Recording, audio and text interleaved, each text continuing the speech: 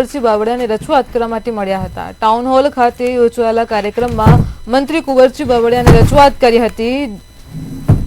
દુકાનો ઉપર ગરીબોના પેટમાં જતી તુવેર દાળ અને ચણાનો જથ્થો 50% ફાળવવામાં આવે છે અને જેના કારણે ગરીબ અને મધ્યમ પરિવારો ચણા અને દાળથી વંચિત રહે છે તથા દુકાનદારોની ફિંગર સિસ્ટમમાં નોમિનેશન કરવાની પણ માંગ કરી છે।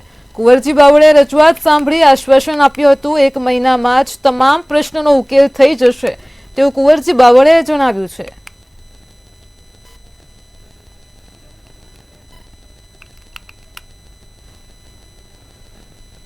પ્રશ્નો છે એ બાબતે અમે કેબિનેટ મંત્રી માનનીય કુંવરજી બાવળિયા સાહેબને અમે રજૂઆત કરી। અમારા સુરેન્દ્રનગર જિલ્લાના કેટલાય વેપારીઓ છે જેમના થંબ ઇમ્પ્રેશન થતા નથી, એમાં વૈકલ્પિક વ્યવસ્થા આપી અથવા ઓટીપી વિકલ્પ આવો એવી અમે માંગણી કરી છે। અને સાથે બીજી એક પણ માંગણી કરી છે કે જે ચણા અને તુવેર દાળની ફાળવણી જે 50% કરવામાં આવે છે એની જગ્યાએ 100% ફાળવણી કરે। 100% ફાળવણી ન થાય તો એનું નોટિફિકેશન સરકાર દ્વારા પ્રસિદ્ધ કરવામાં આવે જેથી ગ્રાહકો અમારી સાથે સંઘર્ષ ન કરે અને અમારી વેપારીઓનું માન્યતા જળવાઈ રહે। આજે કુંવરજી બાવળિયા સાહેબનો કાર્યક્રમ હતો, એમાં અમારે ઈ પ્રોફાઇલમાં ઘણા દુકાનદારોના અંગૂઠા આવતા નહોતા, મેચ નહોતા થતા, જેની રજૂઆત અમે સાહેબશ્રીને કરી।